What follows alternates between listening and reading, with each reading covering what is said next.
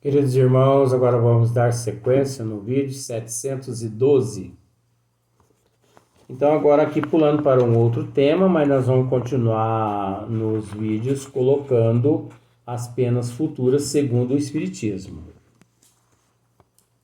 Fontes da doutrina espírita sobre as penas futuras, né? Então,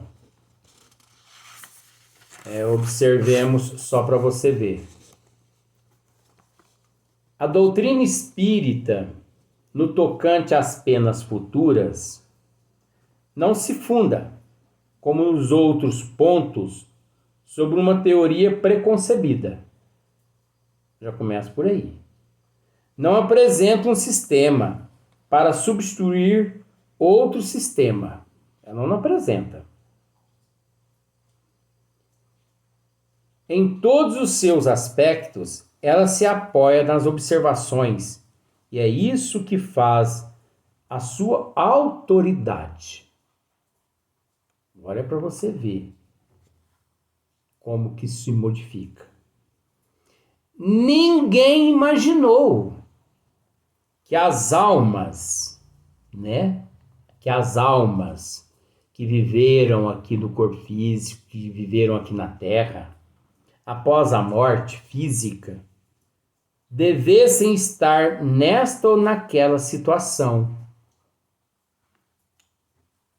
Foram os próprios seres que já deixaram a Terra que vieram nos iniciar nos mistérios da vida futura. Então observe bem. Foram os próprios seres que viveram aqui na Terra que retornaram através dos médiuns e dialogando com Allan Kardec, que descreveram o mundo espiritual, a imortalidade da alma, a pluralidade das existências, a lei de causa e efeito, de ação e reação. Olha só, descrever a sua situação feliz ou infeliz. Os espíritos, as próprias almas, os próprios seres que viveram aqui na Terra, foram eles mesmos que vieram descrever a sua felicidade e a sua infelicidade na erraticidade. Não foi ninguém.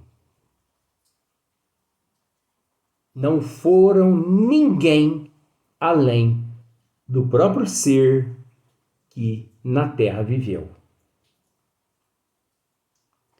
As impressões que sofreram e a transformação porque passaram com a morte do corpo, numa palavra, vieram completar nesse ponto o ensino do Cristo,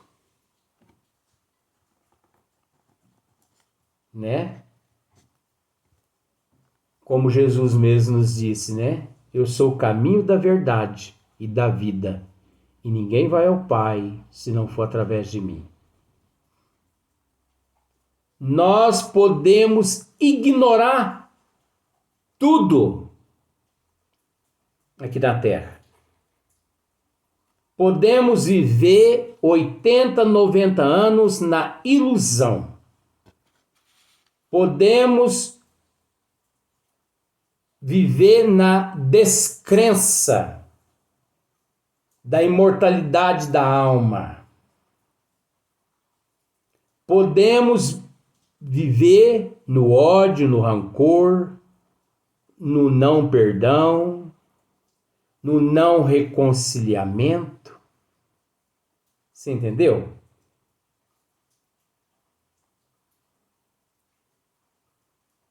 Podemos não perdoar o outro. Podemos não acreditar na lei de causa e efeito, ação e reação. É um direito nosso. Eu não acredito na vida após a morte do corpo físico. Beleza. O problema é da pessoa.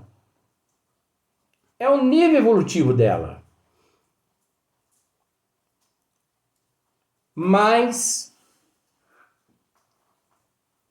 quando fechar os olhos físicos dele aqui na Terra e que ele abrir os olhos no plano espiritual, uma grande surpresa ele terá. Ele vai deparar com duas situações. Se aqui ele viveu justamente como um homem justo, como um ser justo, honesto, digno, pode ter certeza-se de que muitos amigos o esperarão quando ele abrir os olhos no plano espiritual. E muitos o intercederão por ele. Se ele optou por um caminho contrário, pode ter certeza que aqueles seus opositores, aqueles seus algozes, estarão esperando ele quando ele recobrar consciência na erraticidade e que o levarão para as regiões umbralinas. Uma amiga me fez uma pergunta esses dias com relação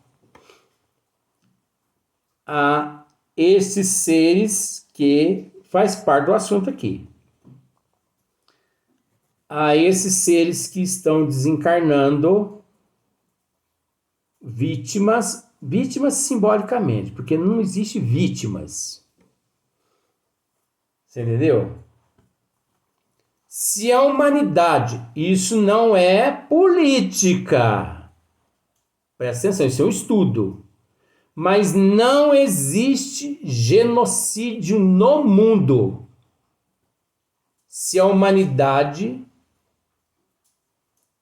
aprendesse, se a humanidade tivesse aprendido aquilo que nosso Senhor Jesus Cristo disse àqueles que queriam apedrejar a meretriz há 2000 anos. Aqueles que estiverem sem nenhum pecado, atire a primeira pedra.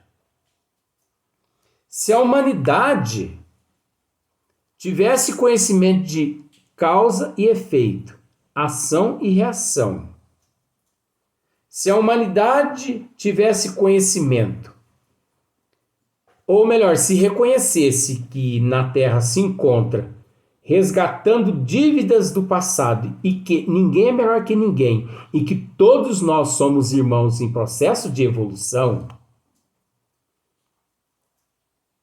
a humanidade reconheceria que não existe, até no ano de 2021, não existe genocídio.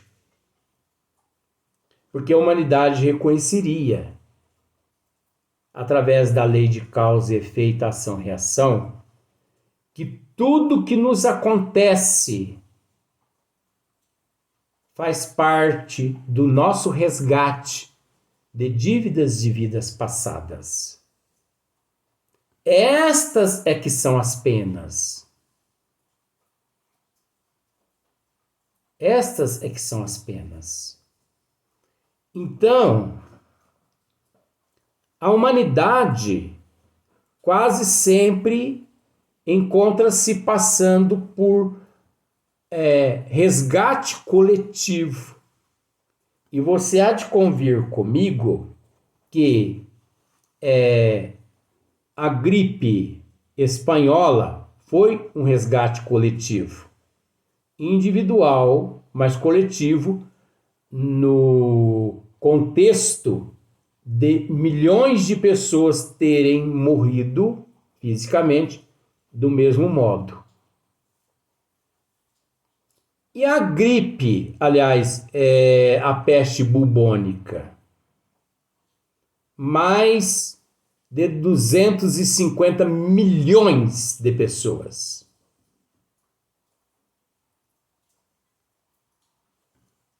Gripe espanhola, mais de 55, quase 60 milhões de pessoas. Isso tudo, gente, é resgate coletivo. O tsunami que existiu aqui na Terra, eu não me lembro agora a data, porque é muita coisa na cabeça, muitas informações. Quantas mil pessoas não morreram no tsunami? Resgate coletivo. Seres endividados perante a providência divina que pediram para passar por esse processo. Nas torres gêmeas do World Trade Center, nos Estados Unidos. Quantas mil pessoas ali perderam a vida física? Resgate coletivo. Quantos acidentes de automóvel ocorrem no mundo? Resgate coletivo, porque desencarnam através dos mesmos meios e modos. Então, resgate coletivo não é só aquele que desencarna 200 pessoas de uma vez. Não, é aqueles que desencarnam 1000 pessoas através de acidentes automobilísticos durante o ano todo.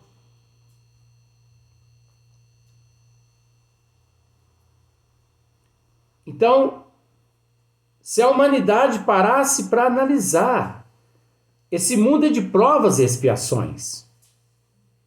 E tudo que acontece neste mundo é para o nosso bem evolutivo. É um resgate. É uma pedra de diamante. Nós somos diamante bruto em processo de lapidação. Então, em vez de julgar esse ou aquele, nós temos que orar uns pelos outros. Nada contra ninguém. Mas as pessoas mais julgam do que oram uns pelos outros.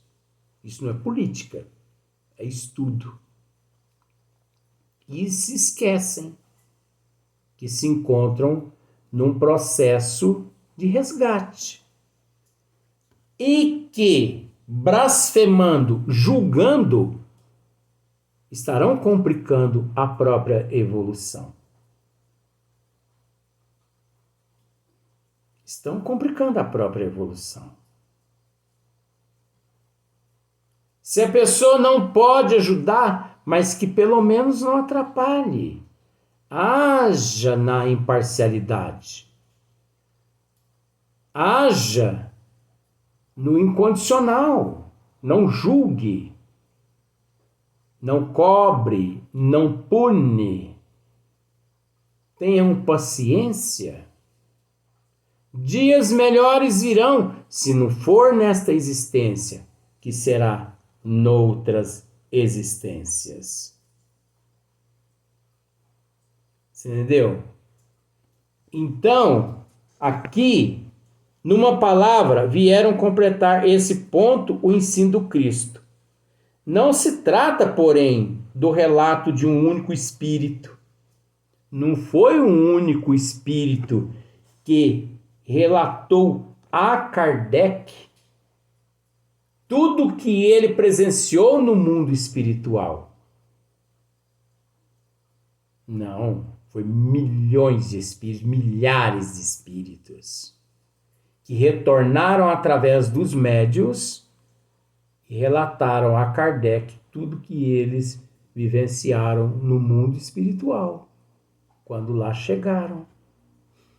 Então, uma amiga minha me perguntou: Luiz, como fica estas pessoas que estão morrendo com Covid? Eu eu disse, olha, isso é relativo e é complexo. Ela falou, mas por quê? Foi porque todo mundo faz parte de um resgate coletivo.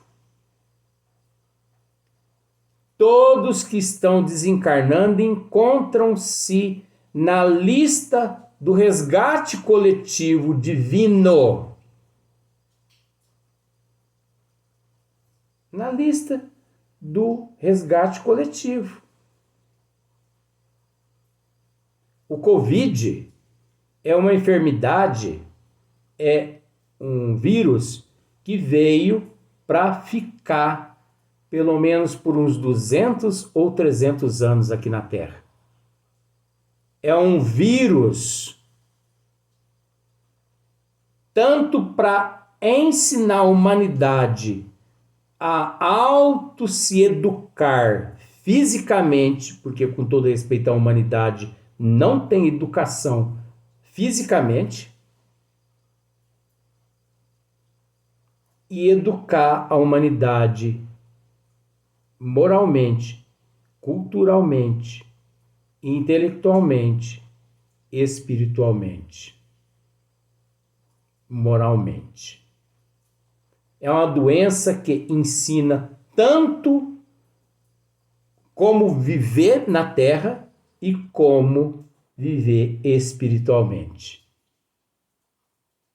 Por isso, tão cedo, ela não deixará de existir na Terra.